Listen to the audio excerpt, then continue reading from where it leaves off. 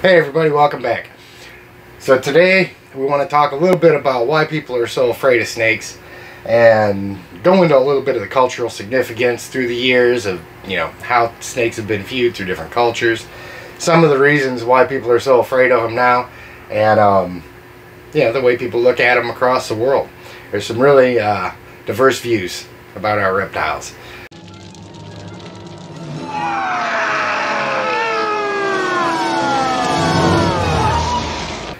And as reptile keepers, it's kind of part of our responsibility to kind of help educate people out of that fear. And one of the ways we do that is by showing just how cool and relaxed and friendly our little snakes start out as. And this little Burmese python right here is going to get every bit, conservatively 14-16 feet by the time she's an adult. I don't know that they ever really get fully grown because they continue to grow throughout their lifetime, but I got this little girl right here as a hatchling, and she is just the sweetest animal you'd ever want to meet in your life. There's not a dangerous bone in her body, and I'm rearing her up so that when she gets to be over 100 pounds, she is going to be the safest animal in the world to work with. They're just really awesome. They're really intelligent. People don't give them near as much credit. So, that's what we want to talk about today. And maybe we can help some people overcome their fears of these animals a little bit and just realize just how awesome they are when we come back on Intrepid Exotics. Do you have a natural love for animals? Then come along with us as we explore what it's like living with and caring for some of the most unique animals on the planet, our reptiles. Whether you're a lifelong keeper or just getting started, help us encourage responsible keeping, conservation, and public education in the interest of keeping our reptiles safe and healthy as we protect them for future generations. You're invited to spend time with us as we experience these awesome animals together on Intrepid Exotics.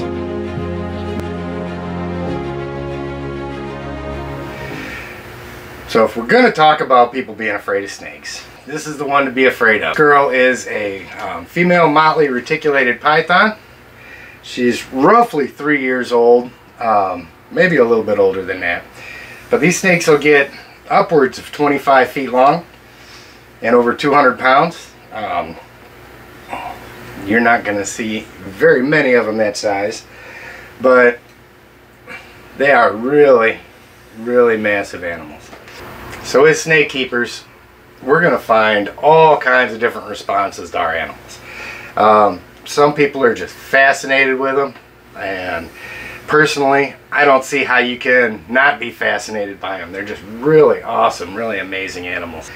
Once you get a 150 pound snake, it's got a really good demeanor and you can interact with it.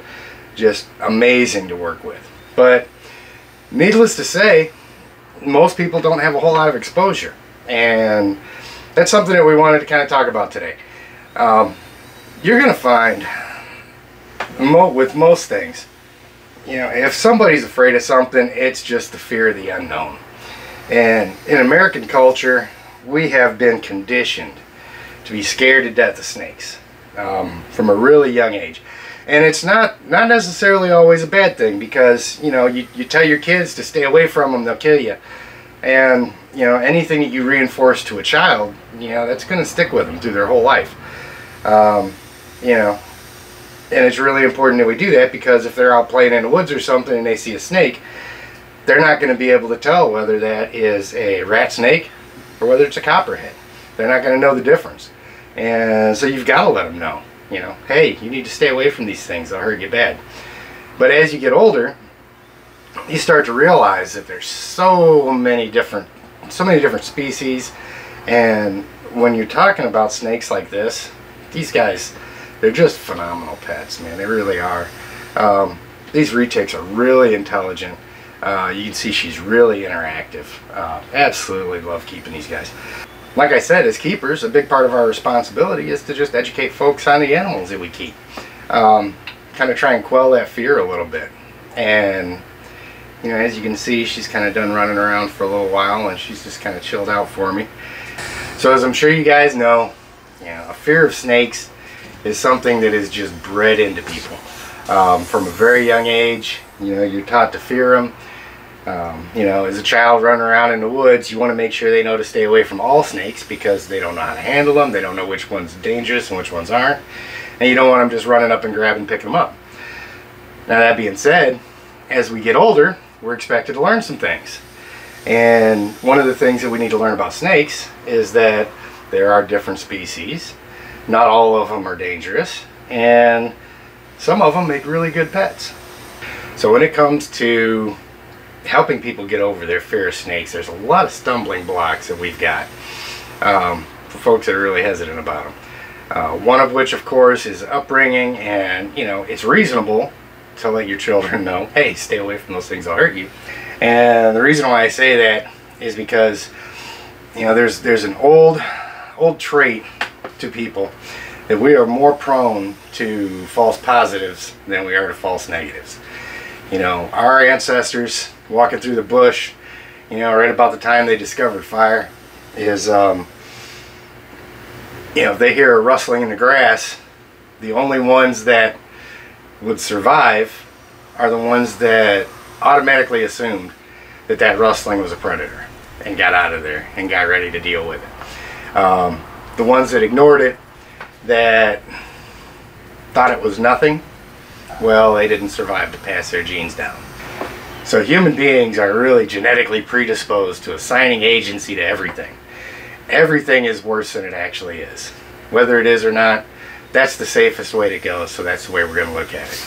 And that natural predisposition to always assume that rustling in the grass is dangerous makes us really susceptible to all the stories about our reptiles.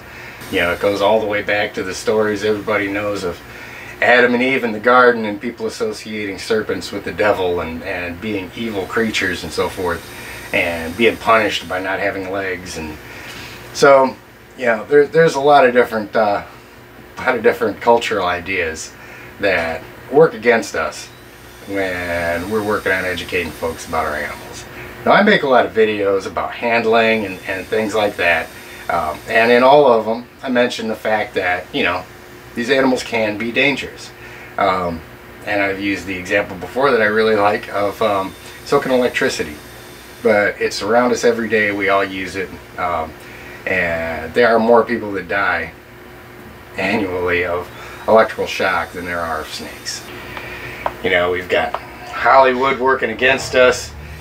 You go from the snakes on a plane to the old Anaconda movies that show this massive killer snake chasing everybody down and eating people one right after another. And so snakes are pretty easy to tap into because it's pretty easy to kind of capitalize on that natural fear that people have. One of the reasons why I'm keeping her out this whole time is because it's real easy to, take a snake out of the enclosure, put him in a tub, and, clean them, put them back, talk about all the different signs that you need to look for and how careful you need to be handling them. Well, this is going to be every bit of an hour probably that I'm filming here, and this girl is going to spend most of that time running around like this. There's no rhyme or reason. There is no watching her behavior outside of just normal stuff, and there's not a whole lot of thought that goes into it. We're just hanging out, and she's trying to get away, and I'm trying to keep her from getting away. She's not going to bite me. She's not going to wrap me up. She's not going to hurt me. And this is, like I said, the longest snake species in the world. You can see how this girl is just, she's curious. She wants to get down. She wants to roam. She wants to interact. I think she's tired of interacting with me, but... And this should be cool too for some of the folks that wanted to see more reticulated python handling, because you're going to find, once they get a little bit of size to them, you're going to work up a sweat, and it's just going to be a race to see who gets exhausted first. And I am determined to wear this girl out. The more she warms up, the more she sits on me, the more active she gets. So hopefully she starts to get a little tired here pretty soon. Come on, girl. Back to the point of, you know, how different cultures look at snakes. You know, I've ran across some really cool videos over the years of, you know, kids in India and things like that that are interacting with king cobras and, I mean, entire cobra nests, you know. There's even this one video that I'd found where, I mean, it literally shows 4 cobras, you know, around this baby. And, you know, I think in this case there was a dog nearby and they were protecting the kid from the dog. And it always just blows my mind to see how some of these kids over there can interact with these animals so casually when it would be so easy. One little bite and they're gone. But I mean, it just goes to show the different perspectives that people have about the animals. Over the years, before Western culture really got a hold of the serpent and kind of vilified it, you know, a lot of the old, you know, Aztec and Mayans and things like that, they had snake gods. They worshipped them. They always thought of snakes as a symbol of, you know, vitality and renewal. The way they shed their skin and so forth. You know, they were associated with wisdom and so many positive traits that nowadays, when you compare how they used to look at them to how they're viewed now, you know, you can look back, and I'm not going to go terribly philosophical here, but if you go back on your own and you look at the history of how humans have viewed snakes, you can see the turning point in Western civilization where we really started to vilify them, you know, and a lot of it is kind of bent around religious philosophies and so forth, and the characteristics that are assigned to these animals that really aren't there. I mean, as you can see, there is nothing at all evil about this animal. You know, we sat here rustling. I worked up a sweat trying to get her calmed down and let her run some energy out. And now that she has, she's perfectly content to just wrap up here and hang out with me. You know, she's enjoying the heat off of my body. It's warming her up. And, you know, when I put her back, she's going to curl up into her enclosure and give herself her bath that she does all the time to get her people stank off of her. As soon as I put her back after a long handling session, she rolls all the way through her water bowl and so forth. But, you know, and there's a really funny point to be made here as well, especially being an Army vet. I'm sure everybody has seen the medical symbol. Well, it started with the Army Medical Corps, and you can see the winged staff with the 2 serpents intertwined around it, like I'm showing here. And that's been associated with medicine. And there's an interesting, if you look back in history, there's an interesting error that was made there, because there's 2 popularized snake symbols in Greek mythology. The one with the wings and the 2 serpents around the staff, that is associated with Hermes, the Greek messenger god.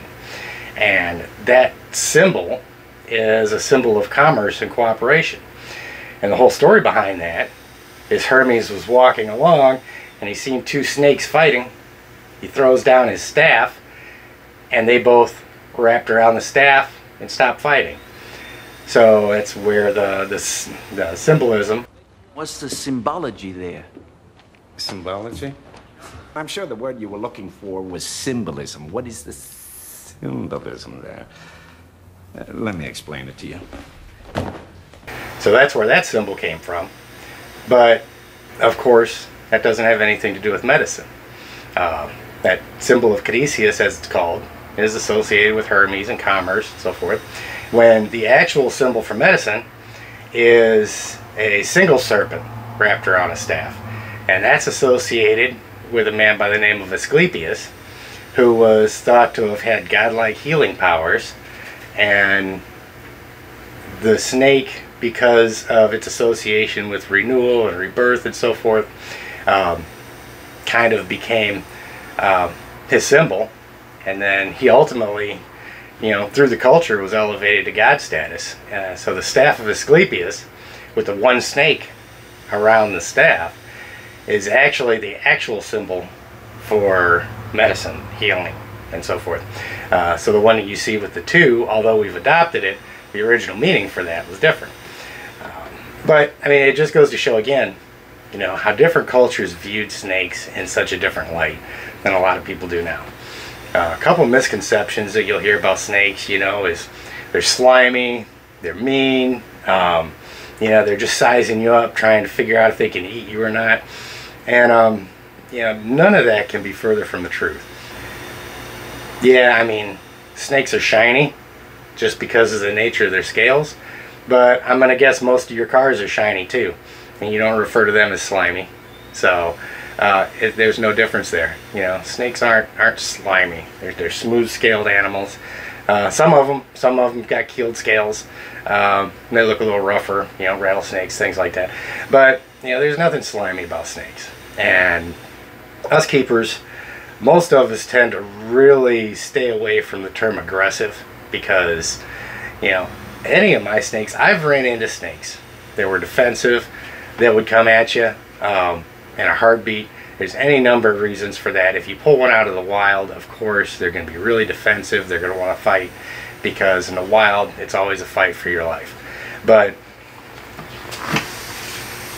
no, you can't go through there, girl.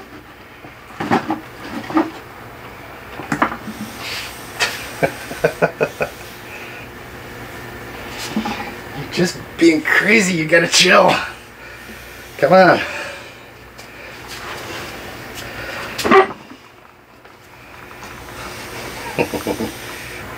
So as you can see with this girl right here, this whole vicious killer snake thing is a very undeserved reputation. She is so incredibly tolerant of me messing with her and keeping her up here, and she has just this whole time has been trying to climb anything and everything that she can, and not once has she hissed at me, not once has she shown any sign of aggression at all. You know, these animals are just simply amazing to work with. But the thing is the responsibility for interacting with these guys is 100% on us. Because if something bad happens, if she was to turn around and bite me right now, it wouldn't be her fault. It would be for me overhandling her. She's doing good right now. And she's not showing any signs of being really stressed out. But, you know, you can overhandle your animals. If they start to get frustrated, they may take a nip at you, make you let go of them. You know, so we all keep these animals and we all work with them with the understanding that we've got 100% responsibility for what happens. And we don't blame it on our animals. You know, nobody likes to say that they made a mistake. It's always got to be somebody else's fault. Doesn't work like that with your snakes. You know, if you have a bad experience, sorry bud, you did something wrong. Time to work on your handling skills.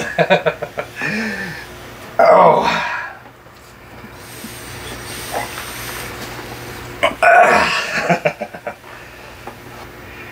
So I really hope you guys enjoyed watching me wrestle her around. And a really quick point to make here is that for folks that have got that really deep-seated fear of snakes, I really wanted to demonstrate that, you know, even the feared reticulated python, if you educate yourself on the animals and you treat them right, there's nothing to be afraid of.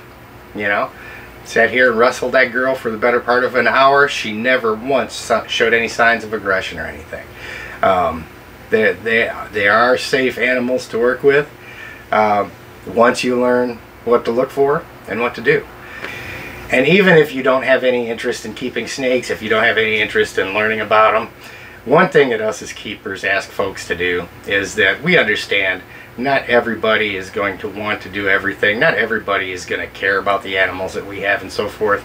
But, you know, just like anything else where somebody else is going to do or have something that I may have no interest in, I still respect their right to do that. You know, that's what this country is founded on. And us as keepers ask that even if you're terrified of snakes, if you don't want anything to do with them, if you don't ever, you know, all we ask, just respect our right to keep these animals. Don't push to ban them. Don't push to make them illegal. You know, we know what we're doing, We know what risks there are, we mitigate them, and we work to help improve the community and make everybody safer, make everybody, you know, keep everybody healthy and happy, and really share some awesome experiences with some awesome apex predators that you would otherwise not see anywhere on this continent. So, on that note, please guys, like the video if you liked it. It helps it get out to more people. Get subscribed to the channel. We're putting stuff out every week. You guys have an outstanding week, and I will see you soon on Intrepid Exotics.